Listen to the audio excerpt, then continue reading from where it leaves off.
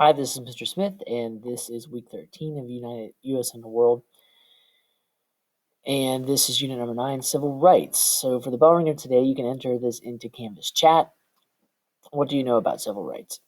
And the same question will apply to journal number 1. What do you think of when you hear civil rights? Please answer in 3 to 5 sentences, and please make sure you proofread. You can begin that by clicking Start Assignment and typing in the text box. Then we'll take the notes for today. And this, once again, is on civil rights, and you can go to the notes page and click on the copy of the notes, and it will prompt you to make a copy, and the first section will be on Martin Luther King.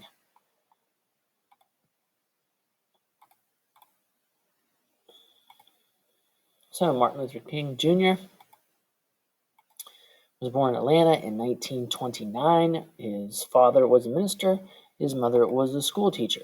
And so he grew up in a well-read environment, including the Bible and many other books, and eventually decided that he wanted to become a minister. He started college at a young age of 15 and graduated in 1948 with a bachelor's degree in sociology from Morehouse College. And then he eventually married Coretta Scott King in 1953. While he was dating her, he attended Crozer Theological Seminary in Chester, Pennsylvania, and he got a degree in divinity, which basically allowed him to become a minister. And he did so at the Dexter Avenue Baptist Church in Montgomery, Alabama in 1954. And then he eventually also received his doctorate in philosophy in systematic theology in 1955. So a very well-educated man. So the first civil rights major issue that he's going to come in contact with is the case of Rosa Parks. And if you aren't familiar, the bus system was partially integrated because blacks and whites could ride the same bus, but blacks had to sit in the back, whites had to sit in the front. Rosa Parks had taken a seat in the front. There was no need for her to get out of there yet because there were no other white people on board. But then when a white passenger asked her to move so that they could have the seat up front, she refused, and so eventually she ended up being arrested. So in 1955, they at least partially segregated. The first 5 rows of the bus were reserved for white passengers. So eventually she ended up moving because of the way the seating arrangement ended. And so this eventually led to her arrest. And so in response, a boycott was pursued, and it was going to be led by the Montgomery Improvement Association, which Martin Luther King was a part of. And in fact, he was a leader. So they decided to organize carpools for the African Americans. And once they did this and they refused to ride the bus, the passenger rate decreased by 75%. And eventually, though, it took more than a year. The bus service decided to give in after 381 days. So it took an incredibly long period of time. Eventually, this spread to other activities such as sit-ins, where at restaurants only whites could sit at the counter. You'd have a group of black, especially young people, go in and just occupy every single seat until food was poured on them or they were arrested or whatever. And so this type of protest system continued to spread. A media day was held after the boycott in 1956 to basically point out their success and how they had overcome this system. So Martin Luther King basically established himself, and along with his wife, as a civil rights leader in the fight against segregation.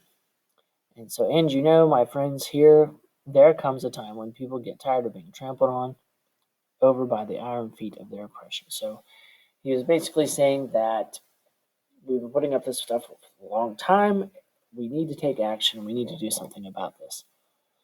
King had been inspired by Gandhi of India because of his nonviolent system of protest to gain Indian independence from Britain. And so he began to travel and speak and promote civil disobedience and peaceful protest. He believed that was the only moral way to get rid of segregation and racism.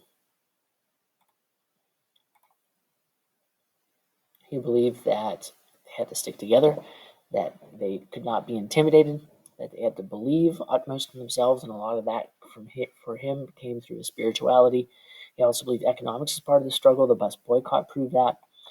And he believed that nonviolent resistance was their ultimate weapon. During the promotion of one of his books, he ended up being stabbed. He was arrested. And so there was a lot of intimidation that went on.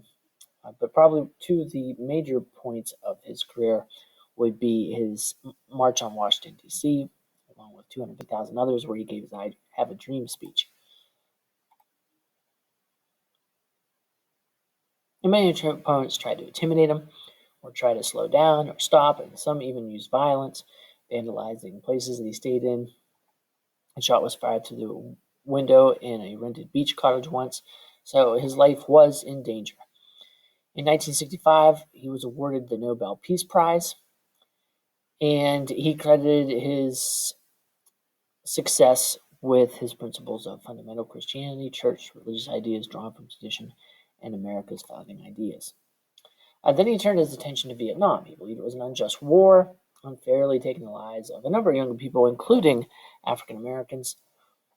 And he also saw poverty, the fact that people were working for low wages or didn't have enough to get by, as another problem, not just for African Americans, although that would be an overwhelming problem for them, but also for Americans in general.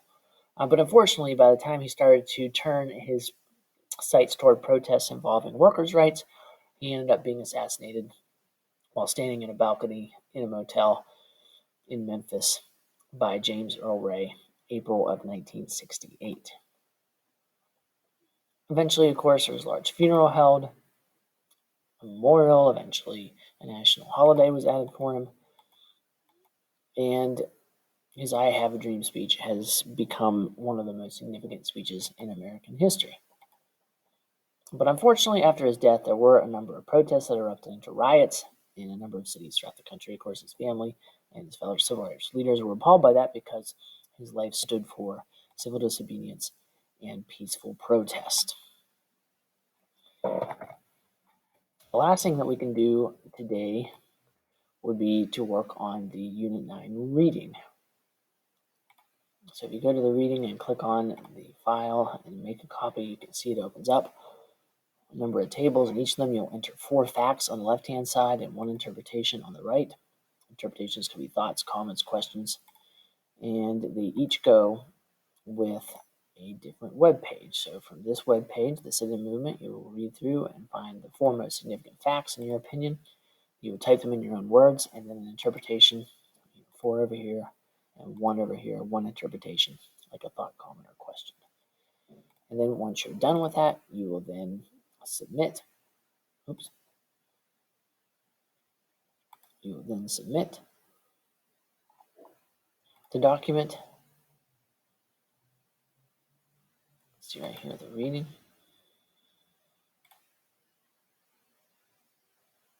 If you click Start Assignment, you'll find a place to upload the file from your Chromebook directory or from Google Drive.